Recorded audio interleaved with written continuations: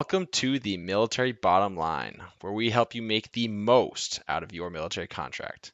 Today on the show, I have Dan Gaughan, my good friend from boot camp and beyond. He's done a lot of cool stuff in the military as a C-130 crew chief, traveling all around the world, and he's got a lot of good insight for those transitioning. If you guys have enjoyed these shows and these podcasts, I hope you guys would consider subscribing and letting me know if you even want to be on an episode. Look forward to hearing from you guys and hope you enjoy the show. What's going on, Dan? Thanks for joining today. Hey, I'm good. How are you doing? Doing good, man. I'm stoked Nice. to talk to you. I know it's been a little while, but I know Yeah, you've absolutely. done some cool stuff in the Marine Corps, and kind of want to get a little background on your career. Okay, yeah. So I joined the Marine Corps, obviously. I actually went to boot camp with Jason and a previous guest, Ethan. Sure did. Um, it was Rackmates. just, yeah, exactly.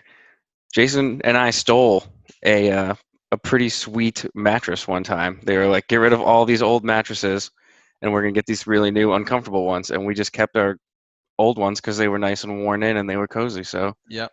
And they weren't wrapped in plastic for the yeah, bedwetters. they when you would roll over, they would crinkle. So we kept the good old ones. Yep.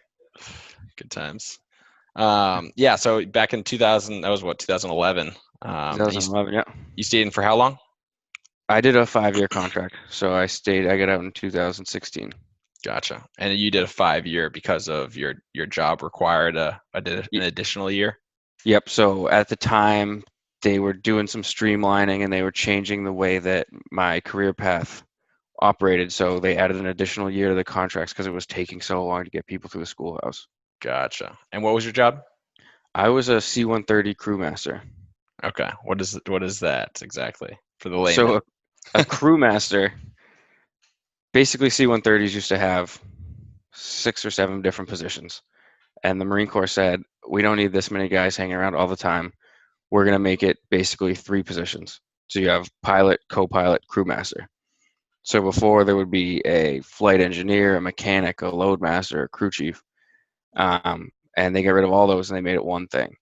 So we were like watered down, terrible mechanics who could stack things in the back of an airplane.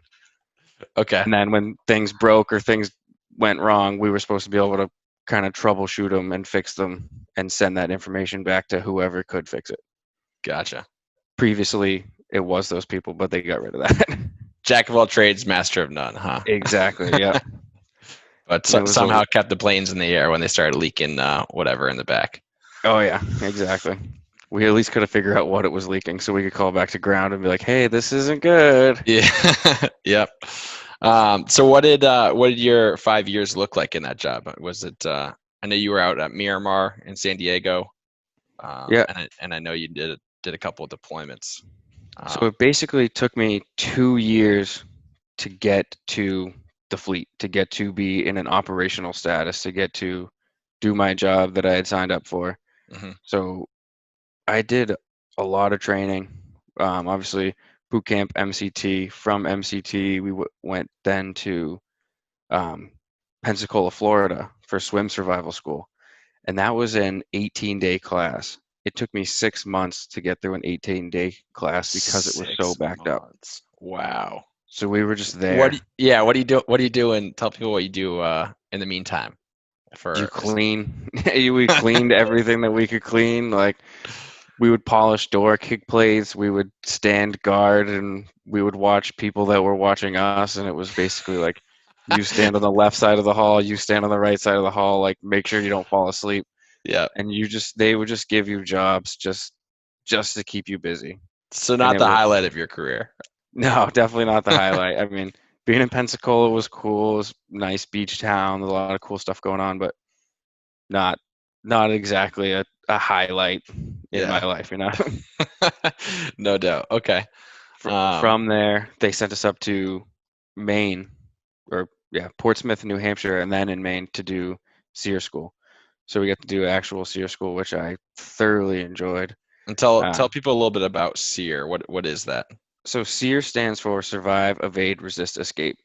So the Marine Corps' plan basically was they didn't send everyone to SEER because they couldn't. So they Hmm. would send enough so that if any plane went down, there was at least one crew member who had completed SEER.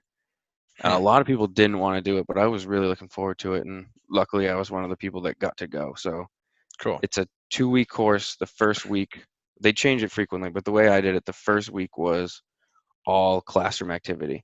And they teach you some different things and some different tactics and what to say when you're captured and how to do it and how to survive. And then they take you out to their field school. In the field school, you go through like fire starting skills and hunting and trapping skills. And then the way they did it for us was they're like, everybody gather around. We're going to do a really big class photo. So we're all standing there excited for the class photo. And then next thing, like flashbang grenades and smoke grenades start going off. And they're like, just kidding, you're being attacked. Like run in the woods. So you're in a Okay. group of a few people and you run and run and run and you have an instructor and then you have to survive for 3 or 4 days, like in the woods. Hmm. So I really liked it. That was a lot of skills. Like, you go in thinking that kind of stuff, like carrying a Yeah. knife in your teeth and I don't know, like survive, crawling through Yeah. the mud to survive, like it's Poster commercial stuff. stuff. Yeah. Yeah. Yeah. That's awesome. So I So, really like that.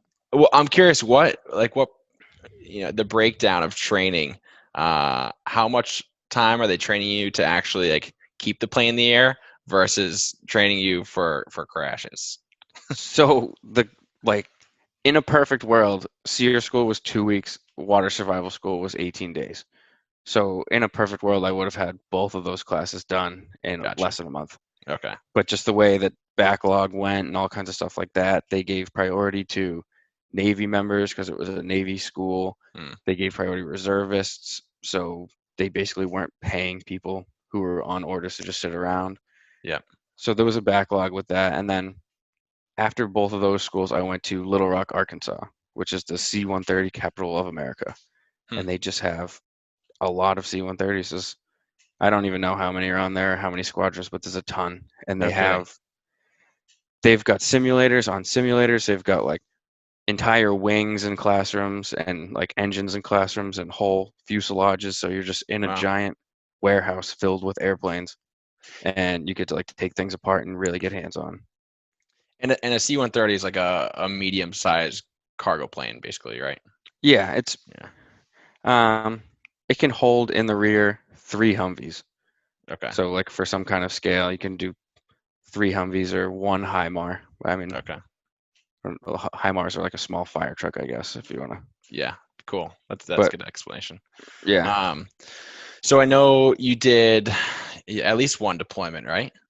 yeah. So I did, I guess, 2. Yeah. Because we were Mm. so mobile, because we were always like, I rarely spent 7 days in a row in San Diego. We were always moving, always flying. So I did 2 full extended deployments that were both 10 months and then 11 months long. But I've been to Afghanistan, like Iraq. We went to Africa a couple times just on like short 1 week, 2 week, 3 week trips, just to bring supplies to people that were there, to do different things. We do. Yeah. I never got the opportunity to go, but the C-130 community does a ton of mutual aid relief and stuff like that. Like Cool.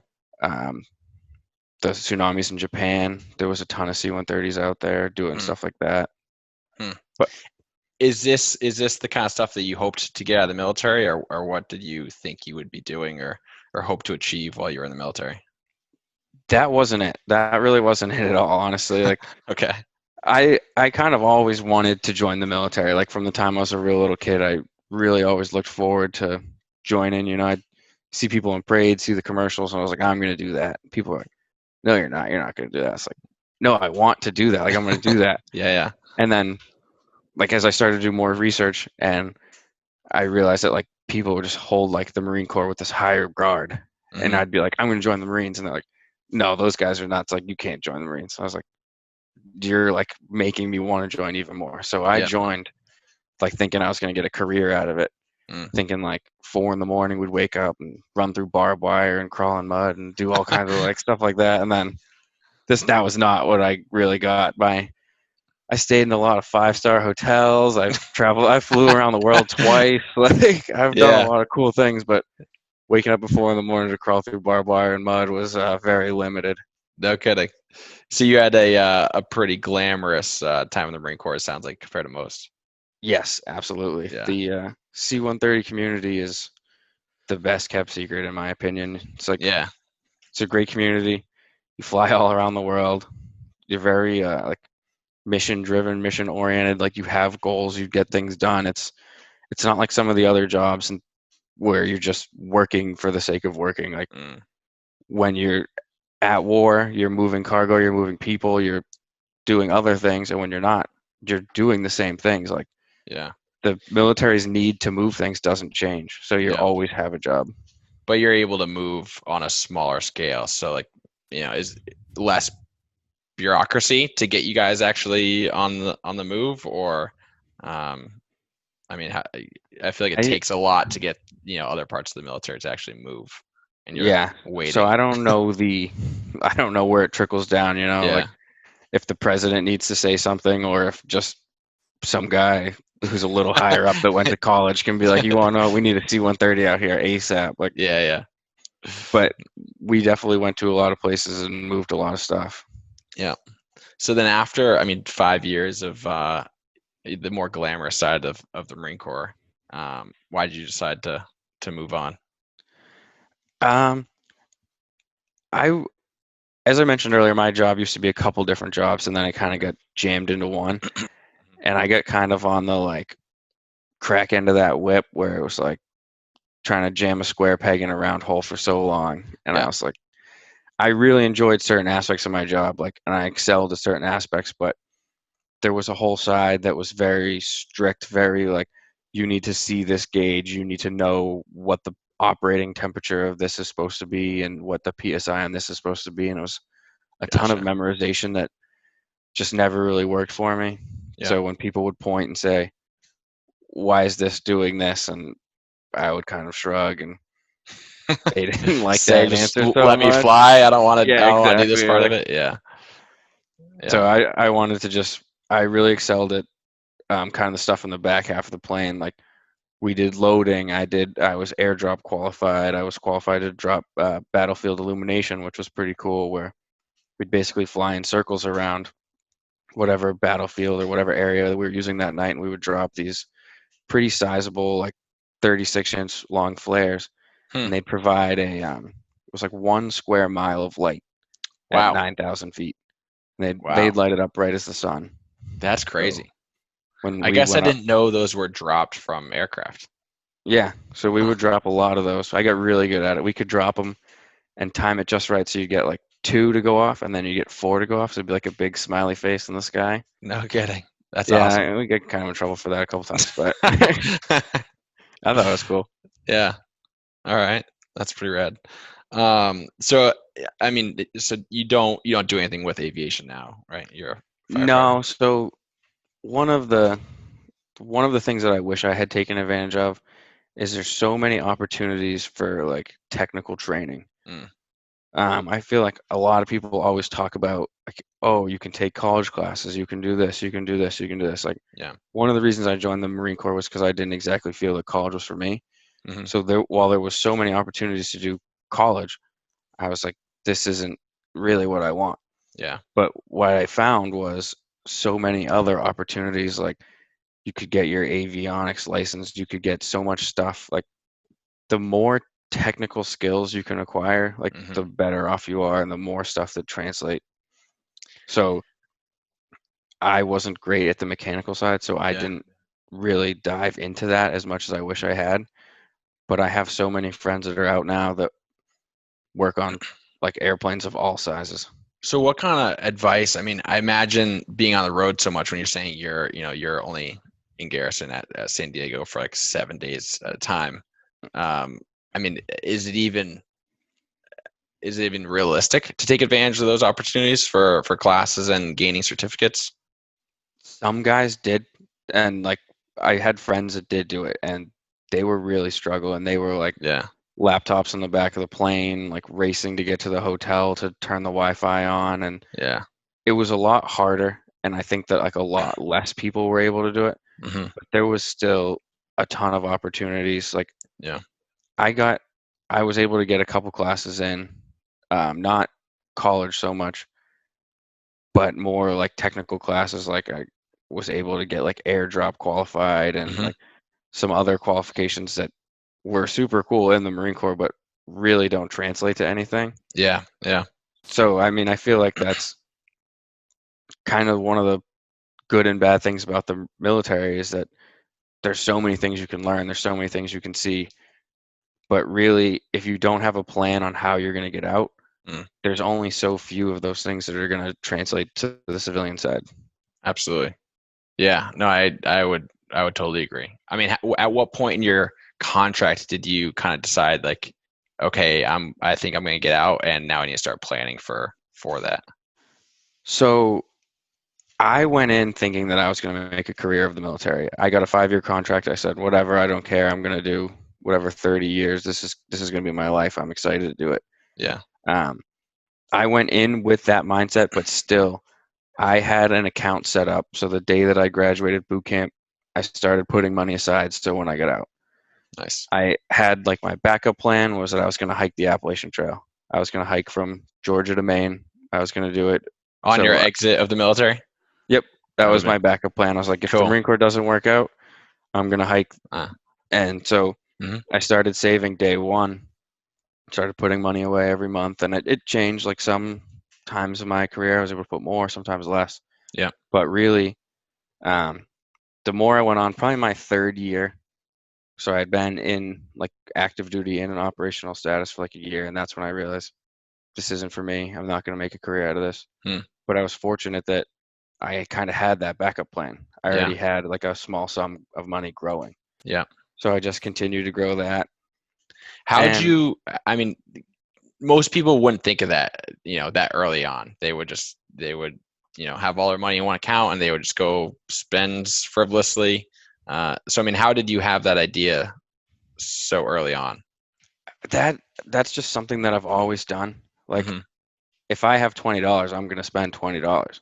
Yeah, But if I put 10 in one account and I just know mentally that I can't touch that account, yeah, then I only have 10. There's another 10 that I don't see, kind of out of sight, out of mind. yeah, So that was really something that I still do to this day. Like I need a new roof on my house. So mhm, every check I put away money towards that yeah, because not that I'm not a good saver, but like I look at my account and it's like, oh, cool, a couple grand. Like yeah, that's a couple grand to do something with versus money set aside, money earmarked for a certain thing hmm, is what I'm going to spend that money on. yeah. So it's a very, very realistic and pretty simple like saving strategy to ensure that you're planning for the future. Yeah, and I have Yeah, the Navy Fed app. You can change the name yeah. of the account on the app. So I have like roof fund. Huh. So every Nice. day I can look and know like this is money for my roof. This is money for my roof. Like Yeah. Apps have never made it, any more simple. Or yeah, exactly. Yeah, it's all, yeah, you know what I mean. couldn't be any Definitely. easier. Yeah, yeah, there you go. Yeah, that's awesome. All right. So then as you transitioned out, I mean, I know that can be difficult for a lot of people. And I mean, you had about 2 years, 3 years or so, where you were planning on it and you were expecting it. Yeah. How did that transition go? And like, what kind of advice for people would you give that are preparing for that? So as I started planning on getting out, I started looking at college. I found myself in the same position I was in high school where like, what am I going to do? Mm, College isn't really high on my list of things that I want to do. So what kind of career field can I get in and how can I translate any of the skills that I got in the military? yeah. So I looked into um, going back to be a SEER school instructor because I actually enjoyed it so much. As a So civilian? that's what I tried to do it as a civilian, but what Okay. I ran into was that you have to be trained through the military and then you can stay on basically indefinitely as a civilian. Gotcha. But I ran into the hiccup of with my deployment schedule, like transferring over to SEER school wasn't as easy as like a lat move elsewhere. Yeah. There was like an interview process and other things like that. And as prepared as I was, life kind of just got in the way and my ducks didn't line up and I wasn't able to Yep. take advantage of that opportunity. Hmm. So that went by the wayside. So I started looking for other things. I was looking to going back to school to become a wildland firefighter. And then I noticed that you didn't need a degree to be a wildland firefighter. So it's like, why am I gonna go back to school and not waste the GI Bill, but spend it Yeah. on something that it's not required to do? So Yeah. I ended up looking into that and then kind of realized like that's mostly a part-time job, and that didn't work out for me. Hmm. And then I actually settled on kind of moving home and becoming a regular firefighter. Cool. So in Massachusetts, we have a system called the civil service where it's kind of prevent nepotism. It's supposed to do other things, but one of the things it does is it gives preference to veterans, and it Mm. gives even more preference to disabled veterans. So having that military background, having just because I was in the military, like unrelated to my job, I was able to get in, take an exam, Yeah. and kind of have preference to get the job that I got. Nice. So like not something that I would have ever imagined at the beginning of my career that just being a vet would help me, Yeah. Yeah. but it has so much. Kind of Uh, unspoken benefits that you kind of have to dig for a little bit. yeah, and really I've found more benefits post Marine Mm. Corps than I have while in the Marine Corps. It's true. Yeah. Yeah, they Um, don't do a great job at telling you about all the opportunities until the end. yeah, And then, exactly. you know, which I don't quite understand, but When I was getting out, I was having like a lot of questions. I was trying to figure stuff out, and I was like, it's so hard to get out because anyone who's good at getting out has already gotten out. Like all your master guns, all your staff sergeants, anybody that you would normally go to ask questions, yeah, they've never gotten out, so they don't know what the process is. yeah, for sure. But one thing that I was extremely impressed with, and still am impressed with, is the flexibility of the GI Bill. Mm. Everyone knows, like, oh yeah, GI Bill's free college, GI Bill's free college. But like I said, college isn't for everybody. The GI Bill is so much more in trade schools and stuff like that. Like with the GI Bill, you can get your tools paid for. If you went to be a motorcycle technician, No there's kidding. a stipend in the GI Bill that will pay for your tools. If you go to be an airplane mechanic, Hmm. you'll get a whole set of tools. Like guys are, I know some people have gotten thousands of dollars in tools. Like Wow. instead of like getting books, instead of getting whatever, you get, they take care, the GI Bill takes care of your schooling. Hmm. So I went through the firefighter academy, and that was considered schooling. So while I was at the firefighting academy, I was getting paid both BAH and whatever the other stipends. I got a book stipend, I got all that stuff just Hmm. for being at the firefighter academy, for doing my job, for going to the school that the fire department said I had to go to. Wow. So I was like not double dipping, but I was being paid stipends for the firefighting academy and as well as, excuse me, and as well as getting paid from the fire department. No kidding. So yeah, I mean that's a really good point. So a lot of people feel kind of pigeonholed after the military to maybe go to college because that's what the GI Bill is for, but they maybe don't think about the other opportunities of kind of still non-traditional education hmm that they can still use the GI Bill for and still kind of use the benefits to live off of. Right now, I'm in a I I don't know the name of the program, but the GI Bill offers um, the GI Bill offers a scaled monthly stipend for skilled labor.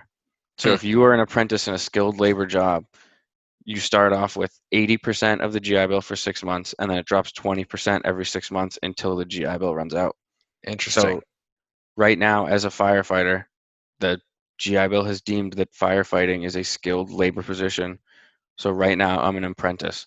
So So I you're do in like a student status kind of thing where you can take advantage of it. exactly. So I do a couple extra classes. I do a couple extra training sessions a month, and that qualifies me as being a skilled laborer in an apprentice status. Awesome. So the GI Bill is paying me to get better at the job I currently have. Yeah. And it's only going to benefit you in your career. Yeah, exactly. That, and then from there, it opens up more leadership opportunities for me and more stuff Yeah. like that. And those are the Yeah. kind of things that like you don't see on the commercials. Those are the things that your recruiters don't know. Yeah, for Those sure. are the things that are like so hard to figure out until you kind of pinball your way into that little niche, and then you Yeah. talk to the vet next to you, and he goes, "Hey, man, you can get paid for doing this," and you really like I get paid for doing my job, like Yeah. yeah, Yeah. That's awesome. Yeah, I know you also took advantage on your transition because you were gone so much. You were able to accumulate a pretty good sum of vacation time or leave time towards the end of your contract. Yep. So the way that it was always told to me was that Congress says that we have to earn 15 days of leave a year, or what, I think that's what it is. But Hmm. was it 15 or is it 30? Or how many days of leave do you get a We year? we got 30. Yeah, 30. Okay. So Yeah. my apologies. Yeah. I never took them, so I don't know. So whatever. Congress says you have to get 30 days of leave a year, but the Marine Corps says you don't have to take those days. Yeah. So I was very busy and gone a lot and never really given a ton of opportunity to take vacation days. And at first that really bummed me out because it was like, I want to go home. I want to do things. I'm sick of being here every week. Like, I'm sick of traveling the world, as lame as that sounds. But Yeah. it worked out in the end because I was able to take almost 40 days of terminal leave. Hmm. So I checked out 40 days early and was able to leave. Like, I don't know what 40 days is. No one calculate this. Don't make me look like a liar. But I was able to leave early November Yeah. instead of leaving January 1st, like Yeah. I was supposed to.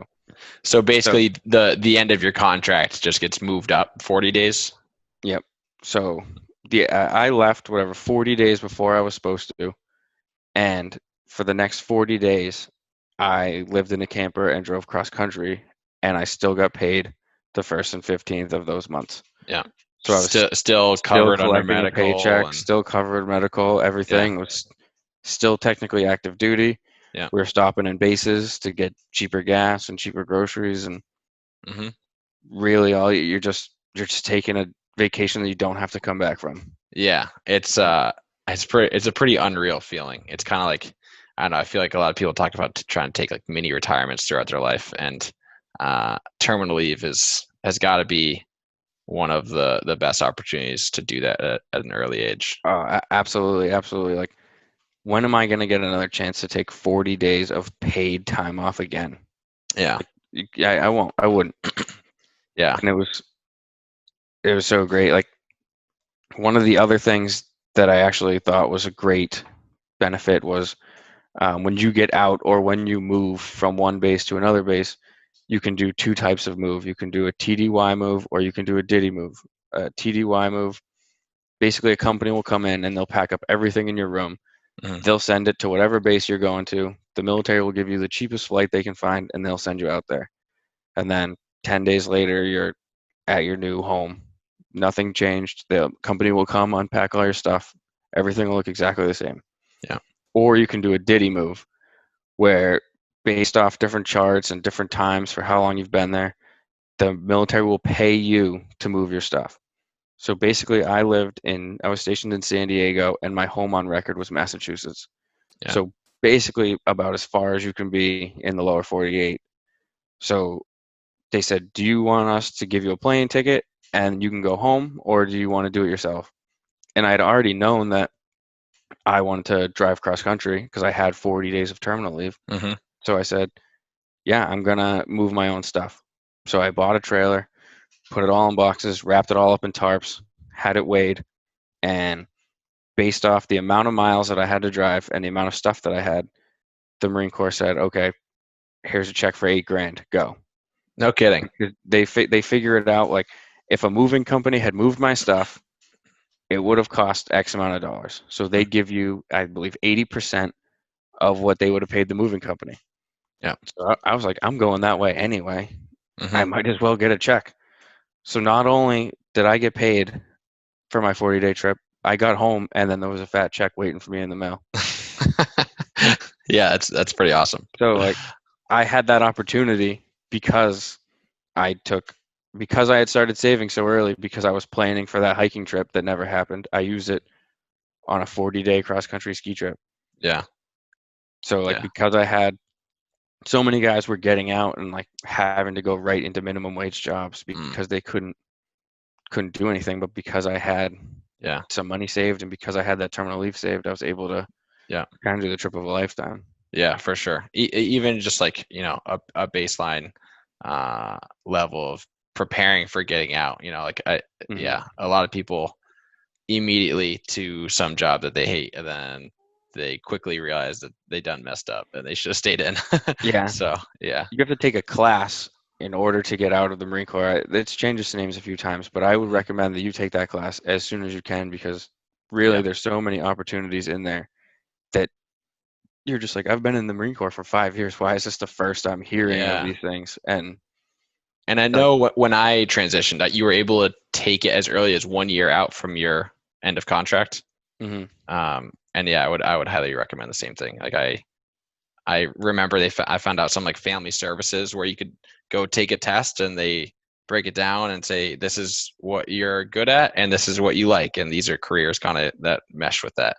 Yeah, Um, like I had no idea that existed and that I could get counseling on different career opportunities. there's a website too. Like you can type in your job, you type in your military number. So like I was 8972, that was my MOS. Hmm. Type it in, and then it comes up with a whole list of jobs Hmm. that you could go to that like relate to your job. Gotcha. So So like yeah, a I had a shoe in ton kind of of. aviation related jobs, and like not only did the jobs pop up, but they were like, oh, this is a contact. This is a Air Force first sergeant who's a contact on. Like I had a lot of aviation, so it was like at this airport, you can talk to this guy. It's like Wow. not only were they giving you jobs, they were giving you contacts. Like go talk to Joe. Yeah. Yeah. Yeah, I know Joe. Like oh, Joe's a cool old buddy of mine. Like, and then you start talking, and it's usually like 7 degrees of separation. Like Yeah. For the sure. military is a small community. You have to take advantage. A lot of it is who you know, not what you know. So like Absolutely. make I'll, friends, network. I'll have to find that website and put it in the description and or show notes if anybody wants to look at it. But Yeah, I hadn't actually known about that site, so that's good to know also. I know I took a bunch of notes during that class. I gotta if I can track down my notebook, I'll try to find the links for you. Yeah. Awesome. Yeah, man. I mean, so you've definitely done a lot, and you've already recommended quite a few things. But um, any, do you have any regrets with your career, or do you regret joining as a whole? Um, I definitely don't regret joining. I'm very glad I joined. okay. And the career path that I got, I really fell into. I went into the recruiter's office and said, I want these 3 jobs. Hmm. And he said, okay. And then a month later, he was like, yeah, you didn't get any of those jobs. You got military police. I was like, well, I don't want military police. And he's like, okay, whatever, pound sand. So I was like, well, no, hold on. Like, I want to be in the Marine Corps. I want to be a Marine. Like, I don't want to be military police. Yeah. You- And it ended up working out. Like I said, I went to boot camp with Ethan, one of your previous guests. Hmm. He was dying to be military police. So we had actually had very similar physical scores and mental scores. So I looked at him and I was like, I'll give you my contract. Like, what do you have? He's like, oh, I got some stupid flying thing. I don't want to fly. And No way. I was like, oh, yeah, I guess I'll fly. Like, I don't want to be a cop. So I like, I had no idea. yeah. So it really worked out because I mean, he was so stoked. He wanted military police, and I was like, I don't want this. And then they're like, you want to fly? And I was like, yeah, I'd love to fly. Who did you have to talk to? I mean, I didn't even think that would be an opportunity to switch contracts like that. So the way we were told is because our scores were almost identical, our boot camp date was identical. Hmm. We came from the same recruiting station, so we didn't change any of the quotas. Hmm. It wasn't like I was here on this side of the country and someone else was there. Like that recruiting station was given a quota. They need 1 helicopter door gunner and 1 military police officer. They just changed names on the Yeah, form, huh? Wow. yeah, Simple as that. yeah. And then because I wore glasses at the time, I couldn't be a helicopter door gunner. So I was Mm. a little It worked. disappointed at that. But It worked out. yeah, oh, it worked out spectacularly. I love the C-130 community. I Yeah. have a friend that's going through pilot school right now, and I just recommend all the time, like, get C-130s, get Yeah. C-130s. It's like, well, Yeah. fighter jets are so cool, man. It's like, no, C-130s are way cooler. So I know we've talked about it, but I know that the quality of life difference between C-130s and a helicopter or a fighter is significantly different. I mean, you're talking about, you mentioned staying in 5-star hotels and traveling the world and So doing these one cool of the, things. like, not like a terrible thing, but something that I wouldn't want to do as kind of a rotary wing or a V-22 guy would be attached to the MEU, because now you're on a Navy ship. What is MEU What's for that? those? What's a MEU for the layman? MEU is a Marine Corps Expeditionary Unit. Yeah. It's a giant boat that there's basically one or two of them at all times, and they're floating around the world, and they call it the nation's 911 force. So Mhm. within 24 hours, the boat can be anywhere in the world. So you basically have an entire Marine Corps at your fingertips within 24 hours. So you have helicopters, infantry, like engineers, reconnaissance. Everybody's on this boat. Everybody's ready to go. So helicopters can't fly very far, so they are stationed on the boat. So it's an aircraft carrier or whatever, and they're on the boat. So if you're out at sea, you're not allowed on the top deck because things are moving, people are moving, it's not safe. So you're on the boat, which is not something that I really ever wanted to do. But Yeah, in a a tin can C-130, for months. Yeah. yeah, exactly. The benefit of a C-130 is it's attached to the MEU, but it's too big to fit on the boat. Hmm. So when the boat flies to different sections of the world or sails to different sections of the world, we do too, but from one hotel to the next hotel to the next hotel. Yeah. So not only are we not in a tin can at sea, there's only five of us, and we're in a hotel just And hanging out. I'm sure you're getting there way faster than the boat is. So you got a couple days to camp out and wait on them until they catch up, or Yeah, some days, sometimes we'd get there a week in advance, sometimes we'd stay a week late, like yeah. depending on our maintenance schedule, depending on whatever. But Hmm. not being on the boat was always something that I thoroughly enjoyed. Yeah, yeah. I feel like the boat is one of those things where, um, maybe it's a good memory, but it wasn't fun at the time. Yeah, exactly. So Looking back on it, you remember the good stuff and the camaraderie and yeah. how cool it was that there was a rack mate this close to you. But Yep. Yeah, no doubt. Yeah, I've heard that time and again that the larger airframes and aircraft provide a better lifestyle. So yeah, for those interested, yeah. I mean, as appealing as it is to be the super cool guy that hangs out the back of the helicopter and shoots, Mhm. I mean, I did a combat deployment and we were getting shot at way more than the helicopters were because we were, I don't know, slower and bigger, and they knew Yeah, they could try to hit us and we couldn't shoot back. yeah, you guys are pretty obvious up there, that's for sure. Yeah. Yeah, I mean that's a lot of good advice and a lot of wisdom speaking from experience. So, would you recommend the military or even the Marine Corps to anybody that was considering it? I would, but not with the naivete that I had. Mm, I would really recommend that you have a plan and you have a backup plan. There's so many opportunities. Like I said, if college isn't your thing, there's so many opportunities that in the Air Force they have electricians, plumbers, stuff like that. So you can yeah, go in, work your 5 years, and then get out as a master electrician, yeah, and then that is your career field. So instead of doing 5 years as an apprentice, working some lowly job, you're doing 5 years in the Air Force. And instead of changing light bulbs in some city, you're setting up entire generator units like in Africa or like in Iraq doing things. You're not on the stereotypical like pathway. yeah, Like I really went in looking for one thing and kind of just blindly fell into a whole different path, and it worked out great for me. But yeah. there's so many people I've talked to that went in blind and just did not end up where they did Mm, not get what they wanted, and they got out of the military with a sour taste in their mouth because for sure. they did nothing to better their situation.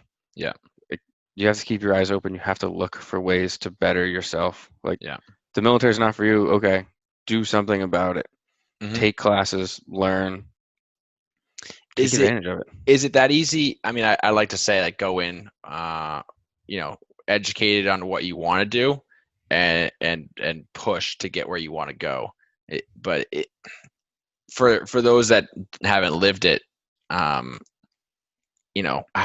I think it's relatively easy to kind of direct your career, but a lot of people would say like, oh, the military's going to do with you what they want, and like I don't know. What would you say to that? Do you feel like it is realistic to be able to direct your career where you want it? In some jobs, yes. Yeah.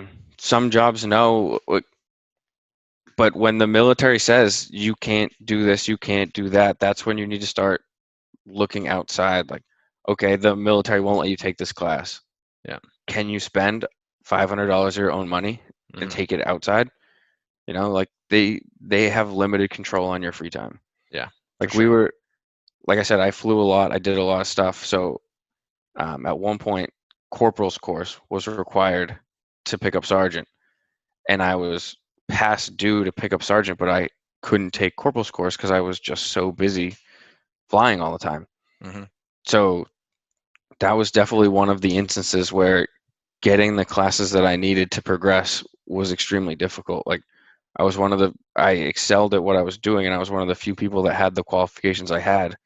So that was an example of the military doing what they wanted with me. Like, Yeah. at no benefit to me, only benefit to them. They were kind of like, you're going to go on this flight. You're going to go do this. You're going to do this. And I was like, but in order to get promoted, I need that. And they were like, yeah, well, we can't do anything about it. So Yeah. you need to do this. You need to do this. So, Yeah.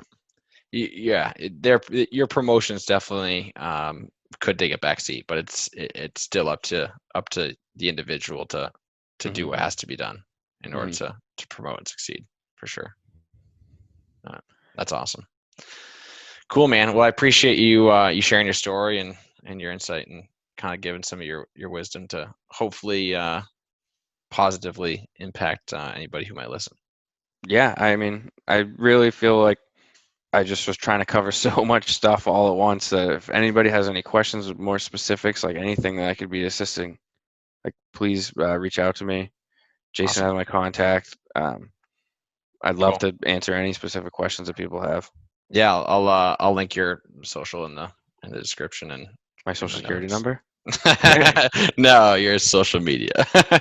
But Okay. maybe I'll throw your social security number up there too. Yeah, sweet. Let them just take my identity all at once. It's already out there. I'm sure the Marine Corps lost it a time or two. Oh, they have. I got the letter in the mail. Yeah, I think we all did. Awesome, man. I appreciate it. Good to see you. I see you later.